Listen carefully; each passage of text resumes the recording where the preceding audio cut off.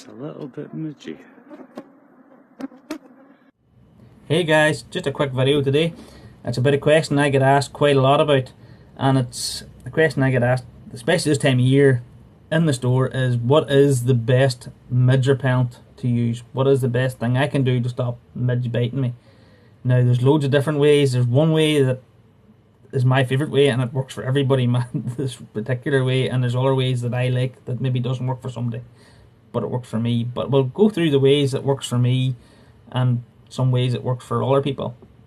But the first reason is, why do the midge bite you?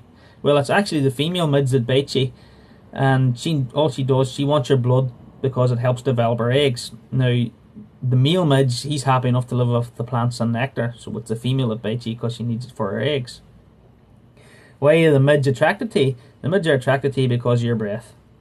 You're breathing out carbon dioxide, and when you breathe out carbon dioxide, the midge can sense it from about 200 meters away. Now, when you're in the outdoors, you're never 200 meters away from midge. They're everywhere, they're all around you. They love sort of like long grass, boggy ground, and the undergrowth. It's just sort of prime midge areas. And you know, the days that you're going to get really optimum midge days is like a really dull, gloomy, still day. That's why you tend to get them more so in the morning and evening than during the day. And the days, if you really want to go out to try and avoid them, is you go out in a really bright, breezy day, because they can't handle breezy weather and they don't like the brightness. Now, you also find that midge are attracted to some people more so than others. I'm one of the people that they're really attracted to. They love the taste of me. And my wife, they still bite her, but just not as much.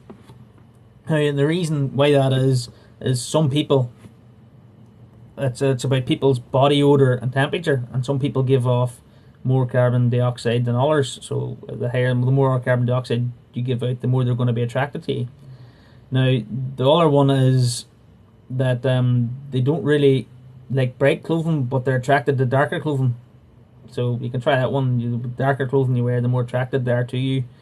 Brighter clothing, the more they're put off. So there's another reason why maybe they'll attack you more so than others. Now, my preferred method by a mile from all the methods is literally cover up. Cover up's the best way. So here's a midge head net. Pop it over your head, and hey presto, they can't get in there. You can tighten up the neck so they can't get up under the neck. And if you're wearing a cap, you know, stick on the cap, put stickers over the cap, and that'll keep the mesh away from your face. You might look stupid, but you're not going to be itching and being annoyed. This is 100% bomb-proof for me. Now, you can get this here in like a jumper version or a poncho version where you can wear it over your short sleeve t-shirt or that. But again, I just tend to wear a long sleeve t-shirt, but really light, fast wicking t-shirt and really good days, and not to wear shorts, just wear long trousers and stuff like that. And that's what I like to wear. That's my best preferred method. It's just cover up so we won't get bit. Now, you can get there's crag hoppers there. They do special t-shirts that have a nausea defense that reduce bites from wall insects from up to 90%, and they're quite good as well. And I like wearing their long sleeve adventure top from my hiking and doing any expeditions outdoors.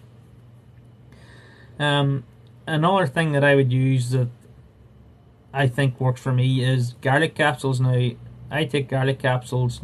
They're no good if you're going to go out hiking in the morning and decide to take garlic capsules. It doesn't work like that. You have to wear you have to use them a couple of months beforehand and take a course of them. Again, it doesn't stop them, but I find out that whatever it gives out, whatever odor I give off from taking the capsules, it reduces it. Doesn't stop it, reduces it a wee bit. Like, and I think it works for me, and it's also healthy. So it's not a bad benefit to do whether it works or not. And a lot of people swear by it. If I was using an insect repellent, the one I would use would be the Life Systems Expedition range, and that would be it there.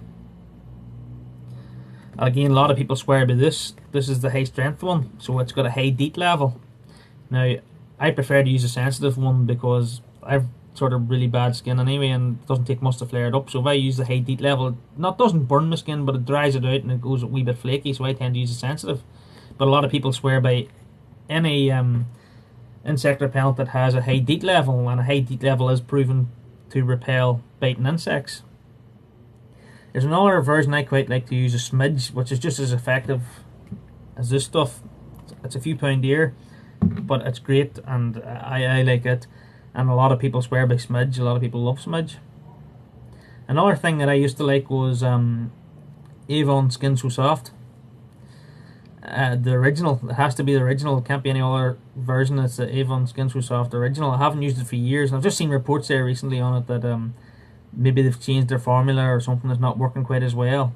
But it used to work for me, and it used to be fine. It doesn't last as long as insect repellents, but it was a lot easier on my skin, so that's why I used it. And the forces would have used it as well to keep away the midge, so it obviously did work. But I'm not so sure what the new formula is like, or whether it works as well or not. Another thing that people use would be citronella oil, and they would use that and they'd rub it in. I've used citronella oil on camps and that, but it was just like wee candles and you light them. I like the smell of it, but I don't know if I would like to use it as a perfume. I just think it'd be too much for me, so a lot of people swear by that.